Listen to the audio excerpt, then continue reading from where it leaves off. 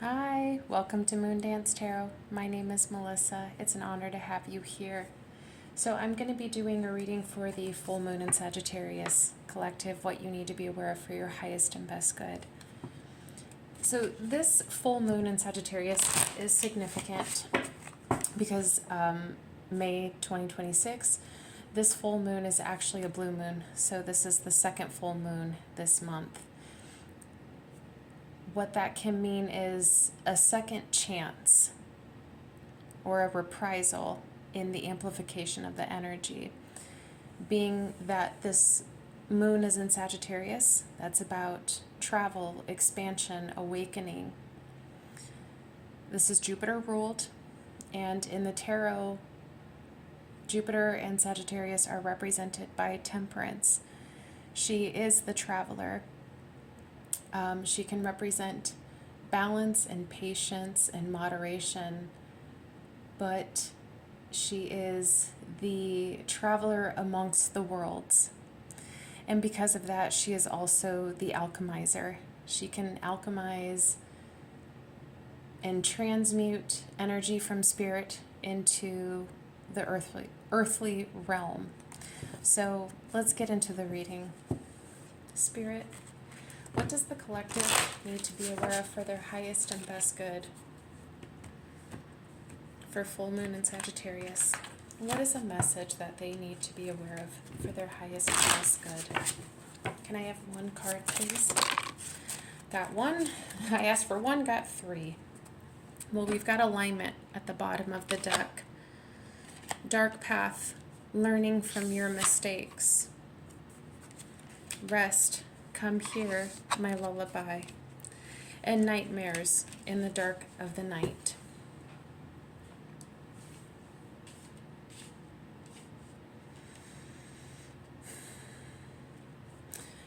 With the alignment card here, know that whatever you are going through, what season you are in your life, you are in alignment. There is a reason for this.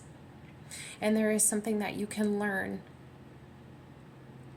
Something that sticks out about the dark path, learning from your mistakes. I had mentioned that this is a blue moon, which is the second full moon in 1 month, which is about reprisal and second chances. And I kind of get an alarm bell with this. This is an opportunity to take a step back and view from a different perspective and ask yourself, is there possibly a mistake that you've made before that you are about to make again?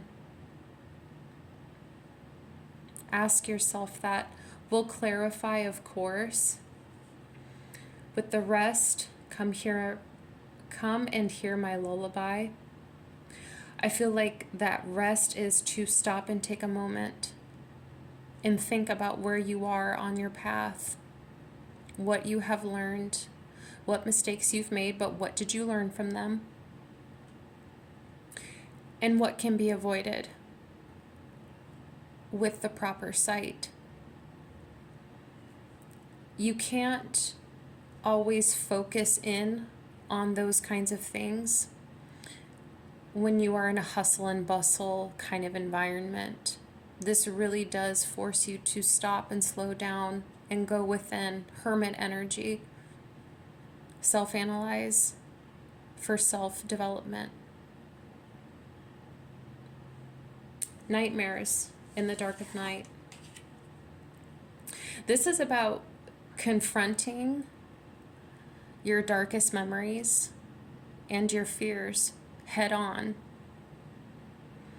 Nightmares, in reality, those are things that our subconscious is trying to tell us, things that we fear. And the deep parts of our mind that we don't give much attention to, our shadow. But in REM sleep, while we're dreaming or while we are in the nightmare, we do have the ability to perform lucid dreaming, where you can realize that you are dreaming or that you are in a nightmare. And once you wake up to that realization, you're able to control the outcome. You feel like you have more power than you normally would have. And that's what this is about. Waking up and realizing that you have more power than you think you do to confront what scares you most. This is very, very deep. And this is confronting the nightmares does make me think of the alchemizing and the transmutation energies of temperance for Sagittarius and Jupiter. Taking what scares you most and realizing it has no power over you. And you're able to take that and transmute it into something that makes you feel more powerful. So I love this deck, the Dark Light Oracle, because the statements are so poignant, but they are so deep, and it gives you much to think about. Okay, Spirit, can we clarify Dark Path? What does the collective need to know about Dark Path? Why is that here for them? Okay. Six of Swords. Thank you. Okay. All right. So this is confirming what I was feeling earlier off of this card. You've already made some mistakes, but it was to teach you a lesson. It was to wisen you up and align you to where you are now in your journey in life, on your path. Some mistakes have been made, but they never need to be made again. With the Six of Swords, this is you moving away to calmer waters. There's no need to make the same mistakes all over again. With the Four of Cups, once again, there's no need to hang on to that.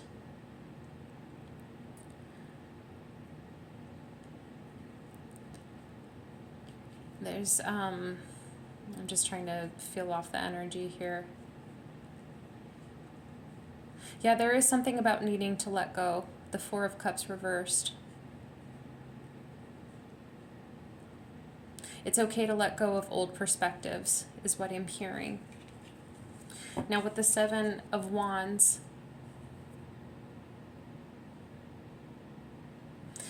it's essential that you do protect yourself from previous mistakes making their way back in.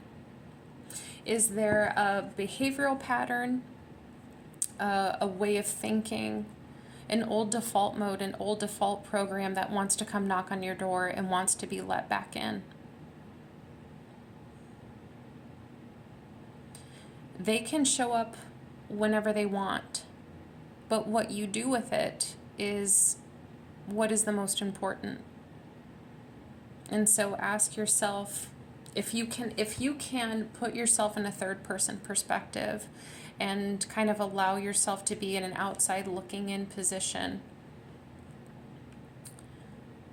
is there anything in your life right now that you see yourself possibly committing the same mistake over? If so, it is okay to move on from it. You've learned the lesson with the Six of Swords and the Seven of Wands. There's no need to relive that same mistake again. What do we need to know about rest? Thank you, Spirit, for that message, by the way. What do we need to know about rest? Why is rest here?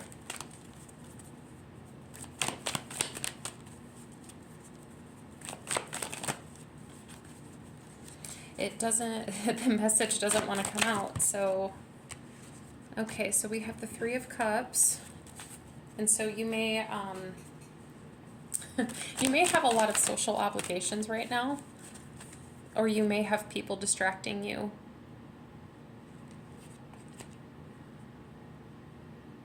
From the rest that you really need. Because there is something about needing to go within yourself. Is there anything else that the collective needs to know about rest? Thank you. With the Seven of Cups. Eight of Swords.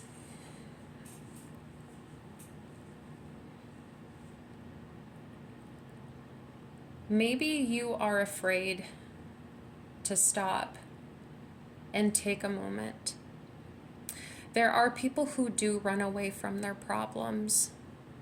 And so they distract themselves with work. They distract themselves by always entertaining their friendships, going out all the time, living the busier life. So that way they don't have to sit in their own energy. Sometimes, for some people, that absolutely can scare them, to be alone in their own energy. It causes confusion with the Seven of Cups and the Eight of Swords. It causes mental confusion. They are afraid to be alone because they can get stuck in their head. But Spirit is saying there is something to learn from those thoughts. Don't distract yourself from them. Use this opportunity with full moon in Sagittarius.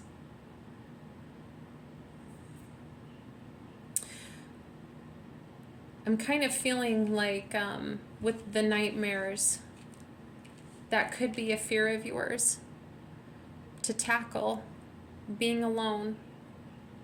Maybe there's just something going on in your life right now that you would rather just avoid it. And so you're not confronting it.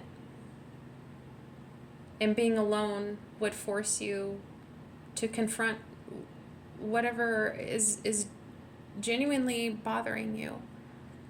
But you have an opportunity with the full moon in Sagittarius to transmute, to expand. Expand the way that you think when you're alone. There's something to learn. Can we clarify nightmares, please? Why is nightmares here for the collective?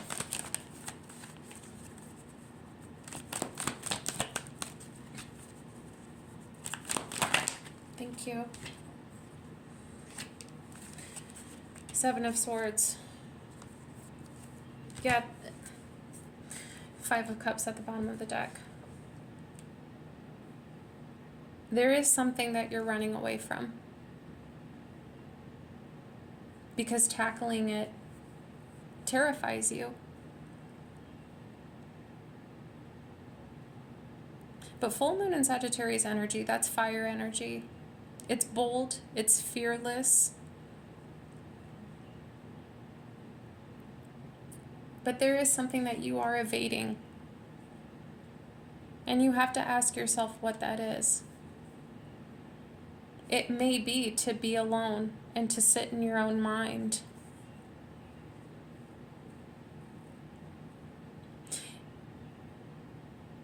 It may be to sit alone in your mind and think. Deliberately force yourself to think about your past mistakes. Maybe fear, shame, embarrassment cause you to shy away. But there's something that you can learn from all of this. But you'd rather not, because it does, whatever you're evading does cause guilt and remorse and shame. But there, I promise you, in our deepest, darkest shadows, there's always something that can be learned. And when you learn it and you see through it and you realize it for what it is, you can expand. And once you've expanded, your perspective is completely changed.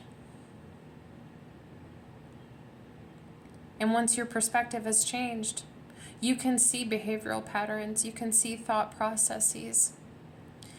And making old mistakes becomes harder and harder, because you'll have caught on to it before you can make that mistake again. I hope that this is all making sense. To me, this reading is all coming full circle. What do we need to know about alignment?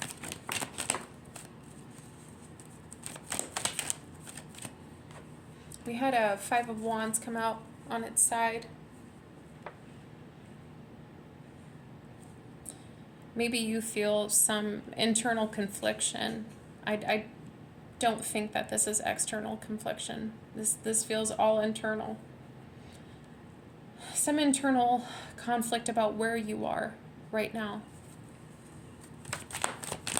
Comparing yourself, I heard. Can we go further? What about alignment?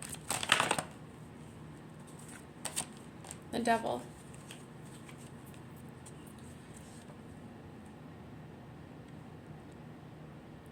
Feeling internally conflicted about what's controlling you. Maybe some obsessions, maybe some addictions. That's another example of something that could scare you to face is an addiction. I just heard smaller percentage, so only a small percentage of you.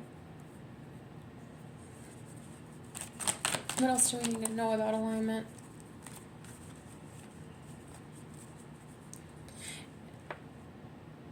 And I feel like it's worth saying too, with alignment, with the Devil, there is a control aspect. When you're chained to whatever is controlling you, your range of motion is very limited. Maybe you need to be over here, but those chains only allow you to maybe stop around here. Letting go of those chains, though, allow you to go there. And then you're in alignment on your path. And so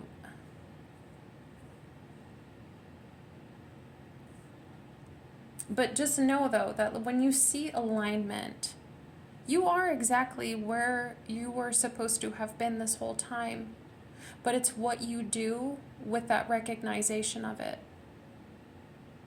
And so even if you're not in your healthiest, best, and highest good at the moment, you still have the ability to transmute that into something beautiful. With the blue moon, the second moon this month, you always have a second chance. Let's go further into this, please. Spirit, what else do we need to know about alignment?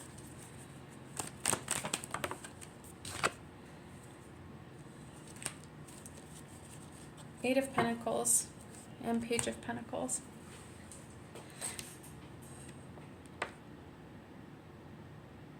Wherever you see yourself aligning on your highest and best timeline, it is going to require your work, though.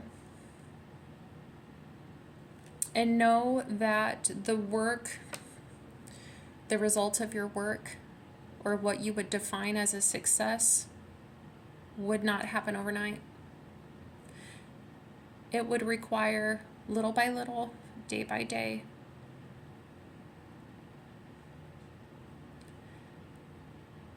Nothing radical. Okay.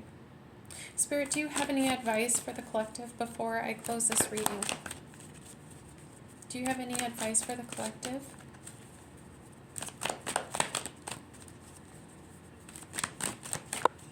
Thank you. I had a couple fall out on the floor. We have Justice at the bottom of the deck.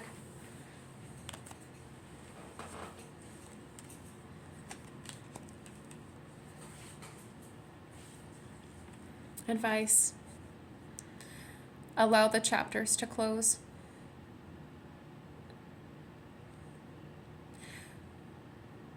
what is not meant for you can fall away. And what is meant to build you to your highest potential will follow you.